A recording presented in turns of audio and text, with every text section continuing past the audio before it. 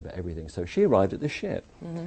So I go up to her and say, "Sir, you know, I think you have a problem with this ship, you know." I mean, and like people, she's like looking at me like, "You're telling me I have a problem?" Because that isn't the way in the SEALG. You don't walk up to a high-ranking SEALG officer and say, "You have a problem." You say, "There was a problem, but I have solved it." You really can't walk up to someone and say, "You have a problem." But that wasn't the way I was used to operating. Right. I would just, you know, "Hey, if the boss of Gillette UK has a problem," I'll say, call him up and say, "You have a problem." Right. And you say, "Hey, thanks for telling me." Right. Because, you know, I don't want there to be a problem running out of control. I want to know. Right. And she's like, "You're telling me I have a problem? Who are you?" And I'm going, "Well, I'm an architect from England." She didn't even know who I was. "I'm an architect from England, and I want you to look at these blueprints." And she says, "Oh," she said, "you know," she said, "doesn't asbestos cause cancer?" And I'm going, finally I've got through to someone. You know, finally they're going to like address this problem. Yeah. Because I'm And saying, get everybody off this ship. yeah, get everyone off the ship, and then, you know, to me it's over. You know, like they've got a big problem. Yeah. I'm thinking it's over, and finally I brought it to attention of Biddy Miscavige, and finally this is a person sufficiently senior to like do something about it. And then so she says, "We'll have a meeting. We'll bring these blueprints. Steve Kosaki, the chief engineer, the captain. We're all sitting around a table." And she actually is pretty sympathetic. She's a little freaked out. She's like, "Oh my!" She's like, "What are we going to do, guys? What are we going to do?" And so Steve Kosaki and the chief engineer say, "Well, you know, we've studied the LRH advices and policies on the ship. He was a captain in the U.S. Navy. LRH, you know, knew ships. He knew everything about ships, and we exactly implement all of his policies and all of his advices. He hasn't said anything about asbestos being a problem, and obviously asbestos was a problem back on those ships. And then, but he did mention fiberglass as like being like, fiberglass is like long needles microscopically, and it can irritate you, and you can breathe it in, and it's nasty.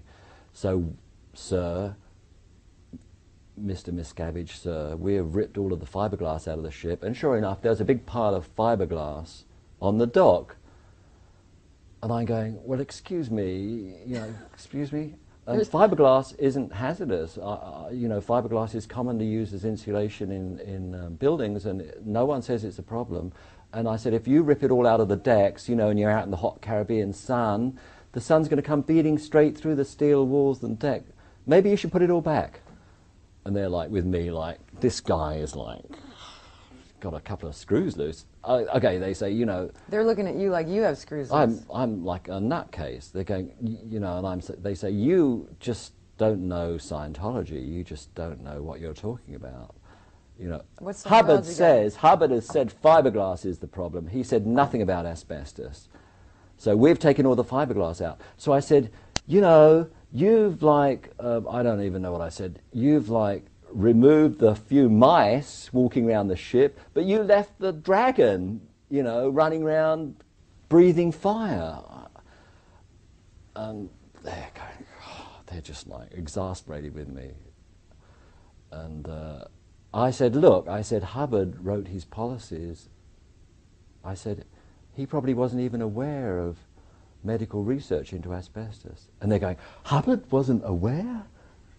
What are you saying?" Like, Impossible. impossible. You know, like, they said, "No, Hubbard," the chief engineer and this guy Kazaki say, "If Hubbard didn't say asbestos was a problem, it is not a problem." Besides, Hubbard, you know, Hubbard knew all about cancer, and he said cancer was caused by sexual misconduct, not asbestos. And that's what we follow. So Biddy Miscavige is like, "Phew, guys, what a relief. I thought we were going to have a problem, but it's all cool." And she turns to me and says, "Lawrence, do you now understand the way it is?" You know, and like my mind is reeling, because on the one hand there's like my education. And did they also, were they also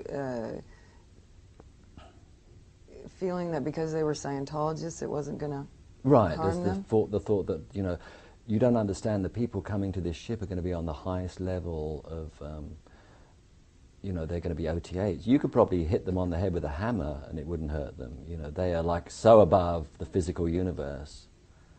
And this is so theta that, like, these people are practically invincible, you know. So that the asbestos won't bother them anyway. Won't be a problem. But what about all the crew members of this ship? You know, I never even, to that day, I never even thought about that. They're not... I never thought about that. Good point. Well, they were the ones with long-term exposure too. Mm-hmm. So what happened? Okay, so after that meeting, asbestos was no longer a problem. And then they started the renovation work. They ripped into the ship, you know. Like I said, they were moving restaurants to different decks, putting in elevators, just ripped. It was just ripped apart. And then, you know, like, there was all new electrical, so every time that was attached to the underside of deck. So, you know, you can't, it would have to be supported by brackets. So every time you did that, you would screw into the asbestos, through the asbestos into the steel. They put in all new air conditioning, so every time you put in a new duct, you know, you rip out the asbestos. So this is just asbestos flying everywhere in this ship now? Yeah, it was all new plumbing. The old plumbing, they used like salt water to flush the toilets on the ship, which was kind of gross. So all the pipes are corroded. It was just dripping everywhere. This ship was squalid.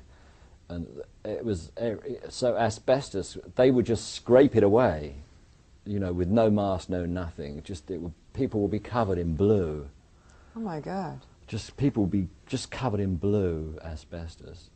And one guy even, I said to him, asbestos, asbestos, and he even picked it up. I said, it's not a problem. He picked it up and bit it.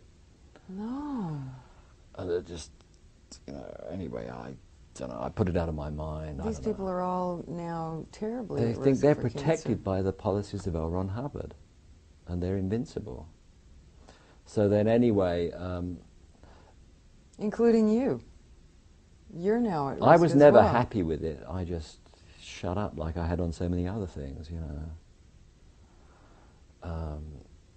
So then anyway, they fell behind with the work. It was falling behind schedule that they wanted to release OTA. So they hired a ship fitting company out of England, Southampton, England, who worked mostly in Miami on refitting cruise ships. So then, you know, they had a contract with these people. They all flew out to the ship. They were all non-Scientologists, you know, it's a world ship refit company.